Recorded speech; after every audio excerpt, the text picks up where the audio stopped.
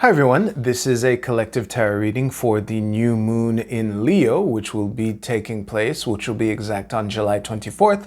And it is aimed at light workers, so if you want more peace, love, health, and wealth in the world, you are who I'm reading for. Haven't done one of these in a while. It's very fitting that, the new moon in Leo is the place where I pick this off.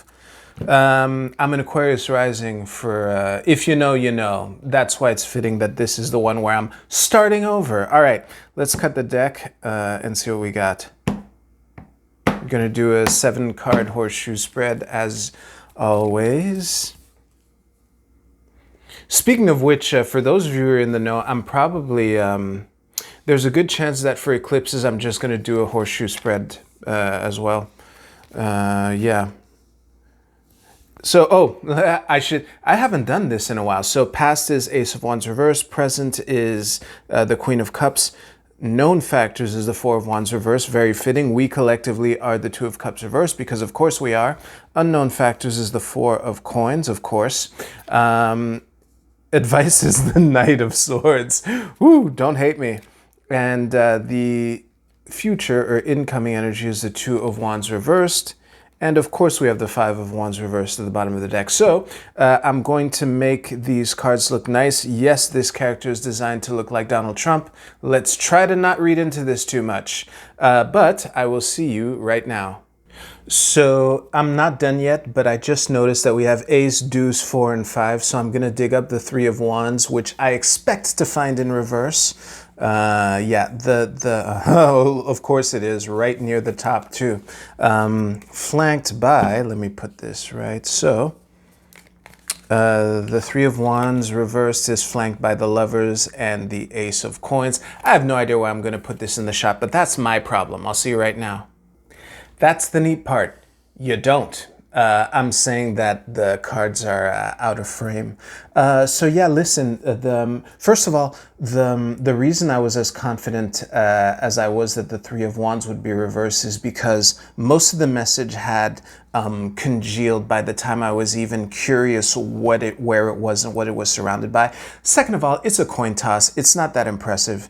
But yeah, I would have been really surprised for it to be upright because the overall vibe here is this is like having accomplished something, seizing an opportunity and having made something of it, but in a way where you're not really satisfied with yourself.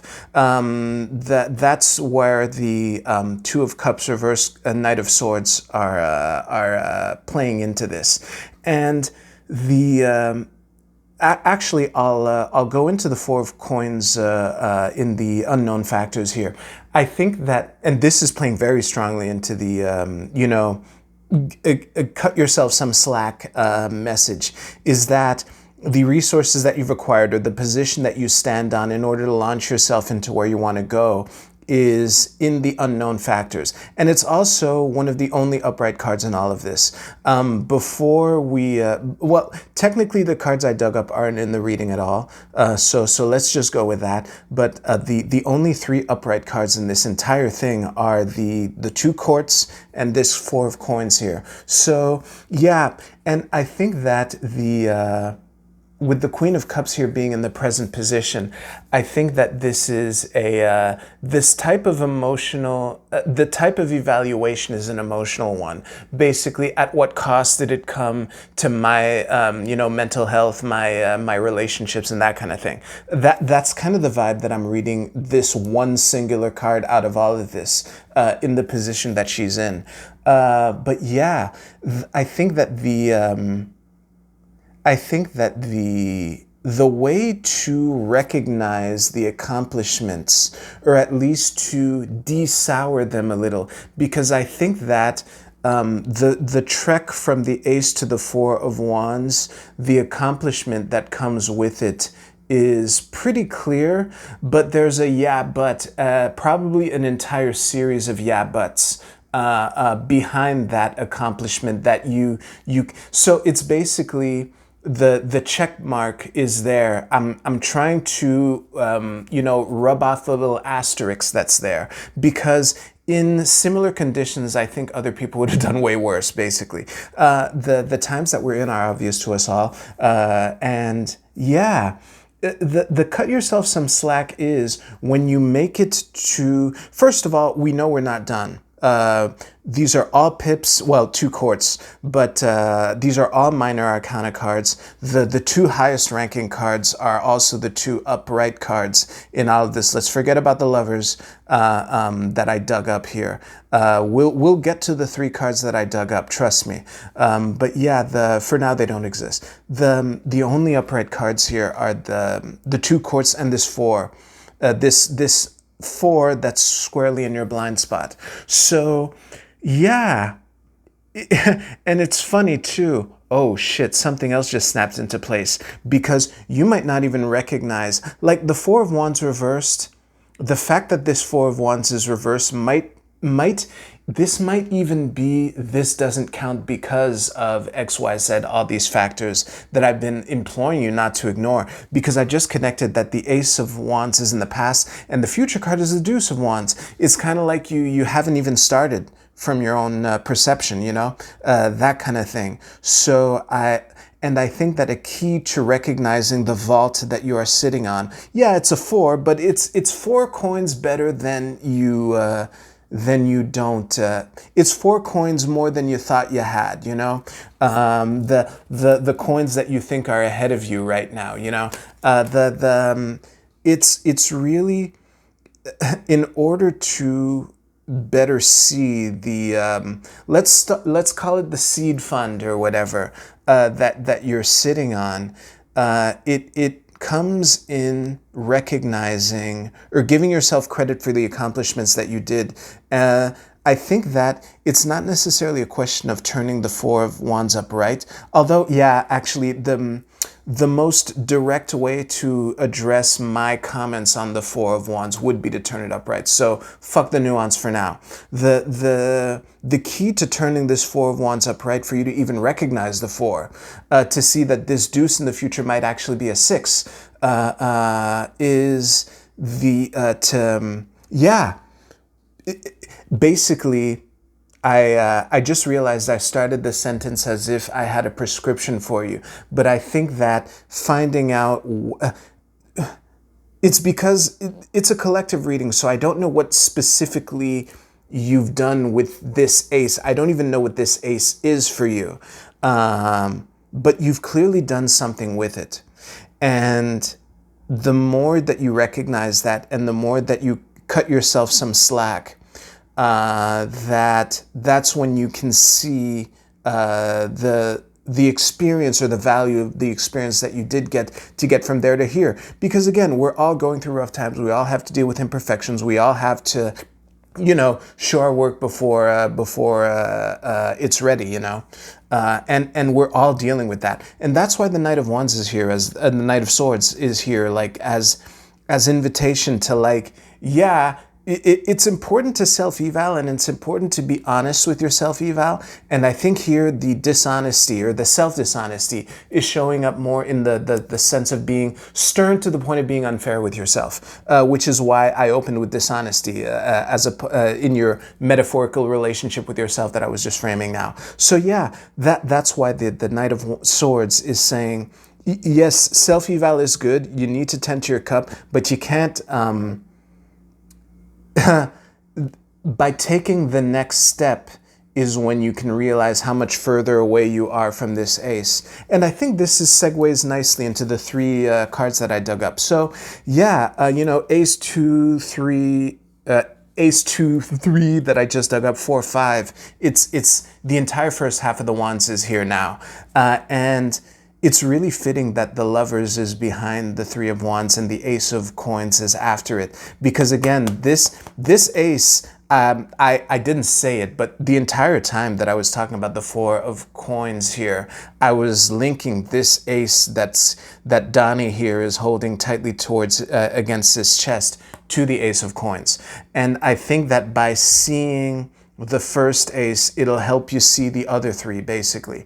And yeah, part of it comes with being honest with your like it's really fitting that the only major arcana card to show up I had to dig up because I noticed a missing number here, and it's the fucking Lovers upright at your back, trying to say, hey, you know, the timing of it might not look pretty on the surface, but if you dig deep, you can find the gold that was hidden this whole time, you know? That was honestly a mic drop. I'm gonna end it there. If you liked your reading, please give this video a thumbs up. And let's go to the Oracle card portion. If you chose the Tower Oracle, your card is the Reception. That's just... This is I Ching hexagram number 2. And the cards, the keywords are the Yielding Yin Principle. Oh, it's Yin. The Yielding Yin Principle, devoted, patient, supportive, obedient, responsive, intuitive, earthy, and mother. I think that the, I'll put it next to the Queen. I think that the key message here is to try to ground yourself in the reality of the real situation that you're in and the real factors that you are working with. Because a common cause behind being stern with yourself to the point of being unfair is having unrealistic expectations of what happened in the first place and what you could have done about it. And the earthy part is coming through in that regard. And I think the other, like, cut yourself some slack, all right? Yeah. If you chose the Angelarium, you chose Material, the Angel of Rain. I've pulled this card often enough where I can pretty much just go into the segue. So the thing about this angel is that she, well, I'll hold it up closer to you. The water is pouring from the sphere to her hands, and then some of it is pouring out.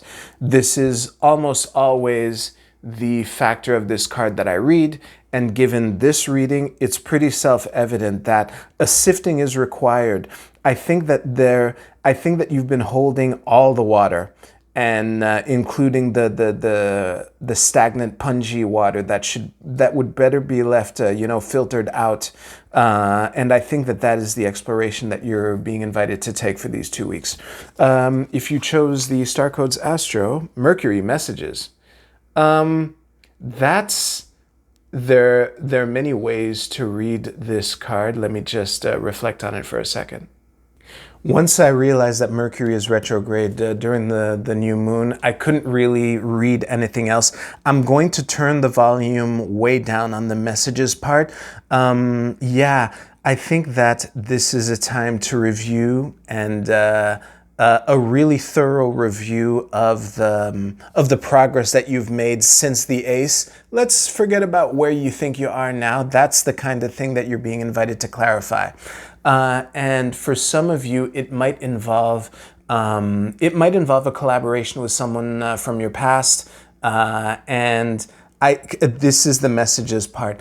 I would shy away from expecting messages from people and lean more towards thinking of people that you might want to message. I tend to really, like, no one's coming to the rescue. Whether it's true or not, it's such a useful, let's call it an operational presumption to work under, that you're probably going to have to do it on your own, and it might involve reaching out to the right person, maybe someone that, the first go around didn't go well, but with Mercury being retro, it's time to review, revise, and refresh. And on that note, I'm going to end everything there. Thank you very much for watching. If you like this video, please give this video a like. I hope you have a great couple weeks. Take care. I'll see you soon.